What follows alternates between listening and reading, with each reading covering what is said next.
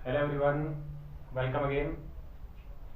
तो स्टूडेंट्स, जैसा कि अपन देख रहे हैं सॉल्यूशन चैप्टर अपना चल रहा था और इसमें लास्ट क्लास में solubility of solids in liquid upon discuss कर रहे थे, लेकिन टेक्निकल प्रॉब्लम की वजह से ग्लोबल साल्ट के बारे में डिस्कस करना अपना रह गया था।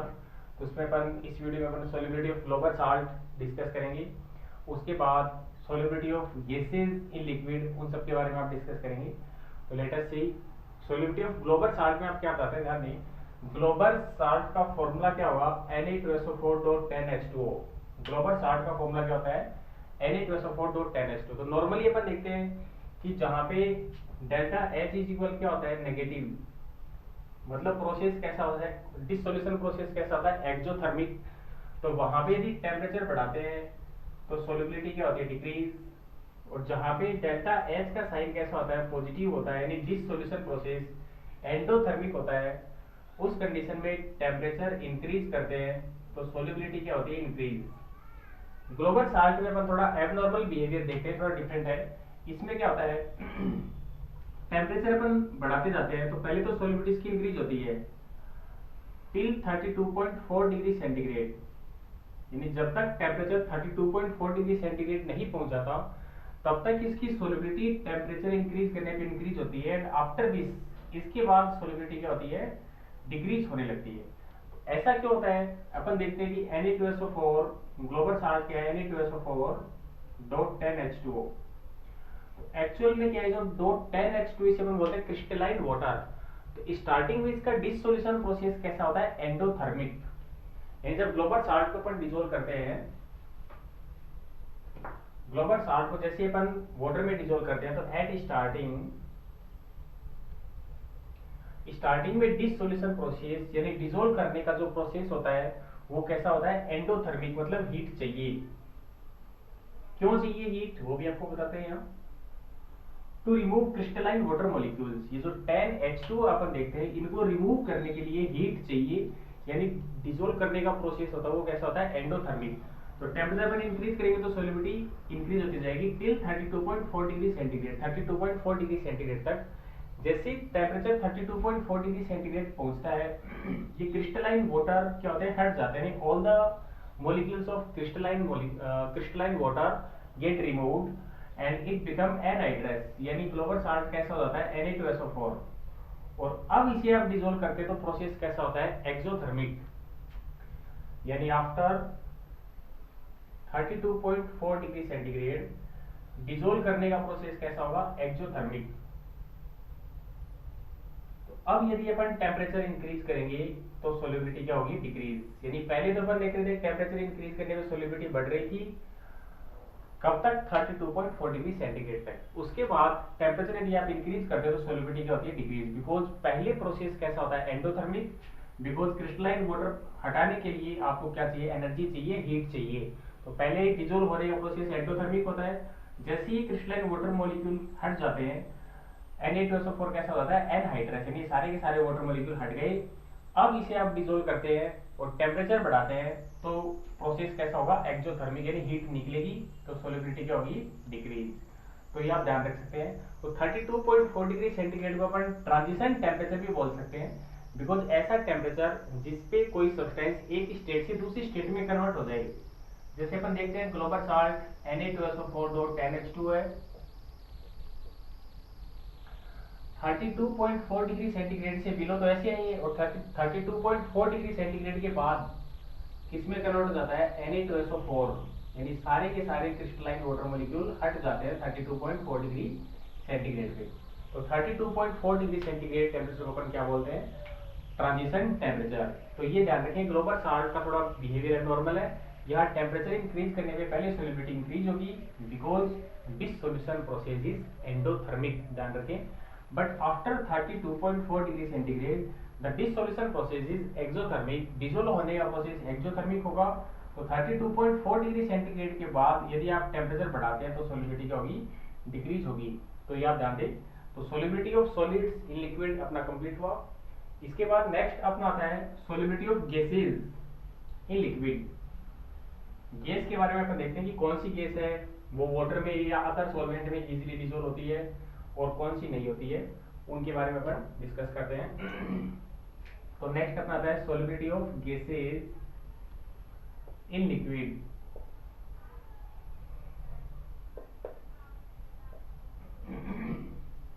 इसमें अपन पहले वही देखते हैं कि कोई भी सॉल्वेंट है उसका फिक्स अमाउंट है। लाइक वाटर अपन ने ये suppose fixed amount of solvent, इसमें गैस का कितना मैक्सिमम वॉल्यूम डिसॉल्व हो सकता है, maximum volume of gas, maximum volume of gas, उसे अपन बोलते हैं सॉल्युबिलिटी ऑफ गैसेस। यानी कैसे अपन डिफाइन करें, the maximum volume of gas, gas कौन सी स्टेट में होती है, गैस सॉरी गैस स्टेट में है, तो गैस का अमाउंट अपन किस में लेते हैं, वॉल्यूम में लेंगे, यानी एमएल में लेंगे। तो गैस का कितना वॉल्यूम सॉल्वेंट के फिक्स अमाउंट में डिसॉल्व होता है, उसे अपन बोलते हैं सॉल्युबिलिटी ऑफ गैसेस। अब ध्यान दें, इसमें एक एब्जॉर्प्शन कोफिशिएंट पूछा जाता है गैसेस से रिलेटेड। एब्जॉर्प्शन कोफिशिएंट भी क्या बताता है, सॉल्युबिलिटी को ही बताता है, ध्यान रखें। एब्जॉर्प्शन कोफिशिएंट अपन क्या बताएं, ध्यान दें, एब्जॉर्प्शन कोफिशिएंट को अपन कैसे डिफाइन कर सकते हैं, the maximum volume of gas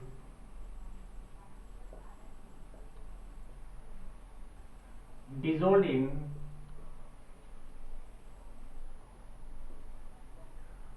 1 centimeter cube of water is called absorption coefficient। यानी वाटर अपना कितना है, 1 सेंटीमीटर क्यूब है, तो 1 सेंटीमीटर क्यूब वाटर में गैस का कितना मैक्सिमम वॉल्यूम डिसॉल्व हो सकता है, उसे अपन बोलते हैं एब्जॉर्प्शन कोफिशिएंट। तो किसी भी गैस का एब्जॉर्प्शन कोफिशिएंट जितना ज्यादा होगा उसकी सॉल्युबिलिटी उतनी ही ज्यादा होती है। अब अपन आगे डिस्कस करते हैं कौन कौन से फैक्टर सॉल्युबिलिटी को अफेक्ट करते हैं। ये जैसे सॉलिड में हमने देखा था कौन कौन से फैक्टर अफेक्ट करते हैं, ऐसे गैस में अपन देखेंगे factors affecting solubility of gases. Solubility of gases को कौन कौन से फैक्टर अफेक्ट करते हैं।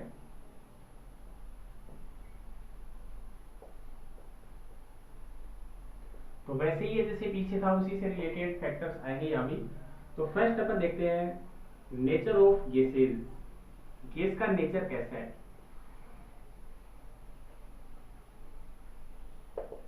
इसमें अपन क्या बताते हैं, ध्यान दें, the gases which react with water and form compound are more soluble as compare to the gases which do not react with water. यानी ऐसी गैसेज जो वाटर के साथ क्या कर ले, रिएक्शन कर ले, और रिएक्शन करके क्या बना ले, कंपाउंड। और ये कंपाउंड कौन सी फॉर्म में प्रेजेंट हो, आयोनाइज्ड। यानी कंपाउंड कैसा हो, आयोनाइज्ड, यानी टूट जाए प्लस माइनस में, वो तो कैसे होते हैं, मोर सोल्युबल, वाटर में इजीली डिसॉल्व हो जाएंगी। While the gases which do not react with water, जो वाटर के साथ रिएक्शन नहीं करे, यानी गैस, ऐसी गैस जो वाटर के साथ रिएक्शन करके कंपाउंड बना ले, और वो कंपाउंड कौन सी फॉर्म में प्रेजेंट हो, आयोनाइज्ड फॉर्म, यानी डिसोसिएटेड फॉर्म में प्रेजेंट हो, वो गैसेज तो वाटर में क्या होती है, मोर soluble. while the gases which do not react with water and do not form compound are less soluble। while ऐसी गैसेज जो वाटर के साथ रिएक्ट नहीं करती है, मतलब कि गैस वाटर के साथ रिएक्ट करे कंपाउंड नहीं बना रही है, वो क्या होगी, लेस सोल्यूबल या फिर इनसोल्यूबल, इनसोल्यूबल या फिर आप बता सकते हैं लेस सोल्यूबल। अब ध्यान दें, एग्जांपल से अपन देखते हैं। तो ध्यान रखिए, the gases which react with water, जो वाटर के साथ रिएक्ट कर ले वो तो क्या होगी, मोर सोल्यूबल, और जो रिएक्ट नहीं करती है वो क्या होती है, लेस सोल्यूबल। जैसे अपन देखते हैं अमोनिया गैस, अमोनिया वाटर यानी HOH के साथ रिएक्ट करती है और क्या बनाती है, कंपाउंड NH4OH। यानी अमोनिया की वाटर के साथ रिएक्शन हो गई, इसका मतलब अमोनिया क्या होती है, मोर सोल्यूबल। और ये जो कंपाउंड बनाई है कैसे रहता है, डिसोसिएटेड फॉर्म में, यानी टूट जाता है प्लस माइनस में, NH4 प्लस OH माइनस।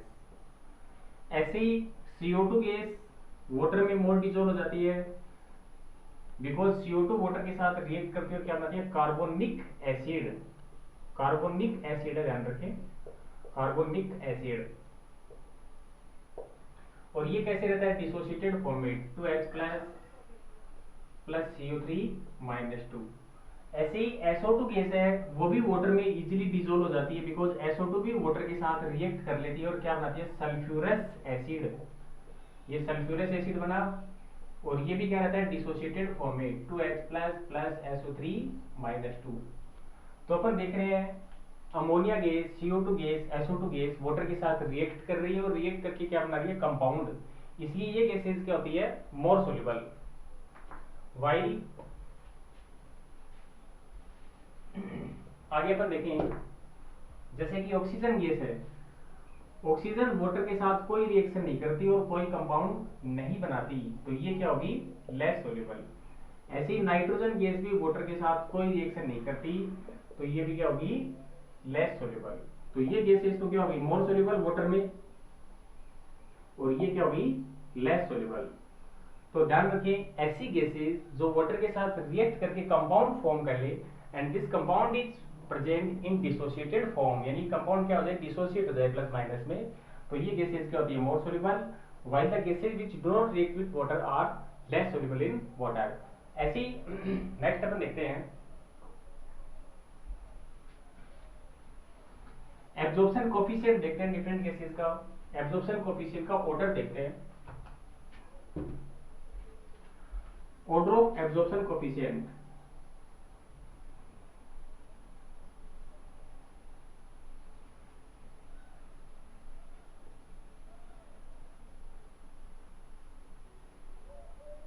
तो सबसे ज्यादा ऑर्डर किसका होता है, एब्जॉर्प्शन कोफिशिएंट सबसे ज्यादा NH3 का होगा, मतलब NH3 सबसे ज्यादा डिसोल्व होती है। फिर HCl का होता है, फिर SO2 गैस का होता है, NH3 HCl SO2, ऐसे ही H2S CO2 C2H2 O2 N2। ये होता है ऑर्डर ऑफ एब्जॉर्प्शन कोफिशिएंट, यानी NH3 गैस सबसे ज्यादा डिसोल्व होती है वाटर में, फिर HCl SO2 H2S और सबसे लेस कौन सी होगी, नाइट्रोजन गैस। ऐसे ही ध्यान रखें आप, क्या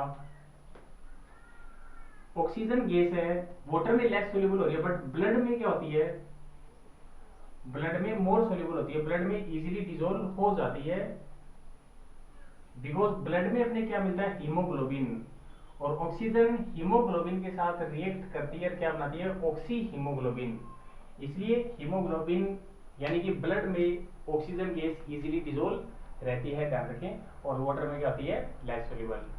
ऐसे ही अगला फैक्टर अपन देखते हैं, नेचर ऑफ सॉल्वेंट। तो फर्स्ट फैक्टर आपने नेचर ऑफ गैसेज देखा, और नेचर ऑफ गैसेज में आप बता सकते हैं कि the gases which react with water are more soluble, while the gases which do not react with water are less soluble.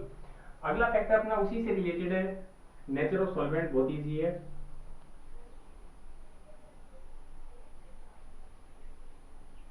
इसमें अपन बता देंगे कि पोलर गैसेज, पोलर का मतलब जिन पे चार्ज होता है, जैसे कि अपन बता सकते हैं HCl NH3 SO2, ये क्या होती है, पोलर सॉल्वेंट में इजीली डिसॉल्व हो जाएगी। Polar solvent like dissolve like वाला रूल यहाँ पे लगेगा, यानी वाटर में इजीली डिसॉल्व हो जाती है। ऐसे ही नॉन पोलर गैसेज होंगी,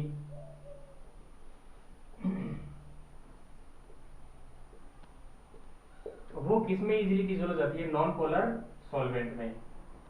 नॉन पोलर गैसेज जिन पे चार्ज नहीं मिलता, जैसे कि O2 N2 H2, ये किस में डिसॉल्व हो जाती है इजीली, नॉन पोलर सॉल्वेंट, जैसे कि बेंजीन, ईथर एक्सेट्रा। तो ये ध्यान रखें, पोलर गैसेज पोलर सॉल्वेंट में डिसॉल्व होती है, नॉन पोलर में डिसॉल्व होगी। बट पोलर गैसेज को यदि आप नॉन पोलर सॉल्वेंट में डिसॉल्व करेंगे तो इनसोल्यूबल और ऑलमोस्ट इनसोल्यूबल। ऐसे ही नॉन पोलर गैसेज को पोलर सॉल्वेंट में डिसॉल्व करते हैं तो इनसोल्यूबल और ऑलमोस्ट इनसोल्यूबल। नेक्स्ट फैक्टर अपना आता है इफेक्ट ऑफ टेम्परेचर। टेम्परेचर का क्या इफेक्ट होता है, ध्यान रखें।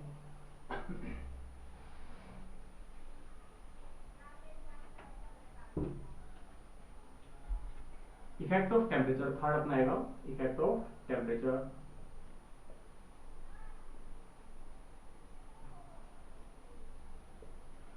तो एक्चुअल में क्या होता है, जैसे ही अपन गैस को किसी solvent like water,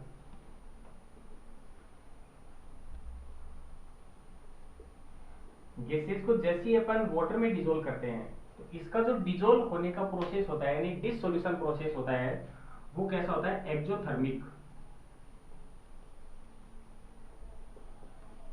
dissolution process कैसा होता है, एक्सोथर्मिक होता है, यानी हीट निकलती है।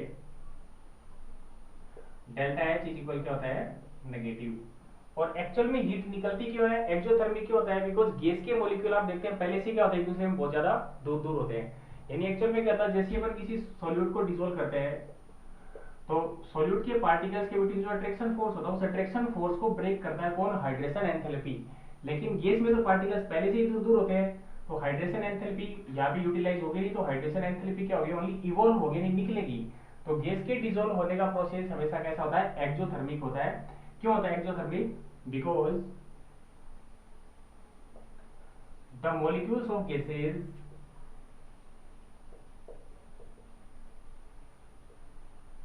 Are already separated.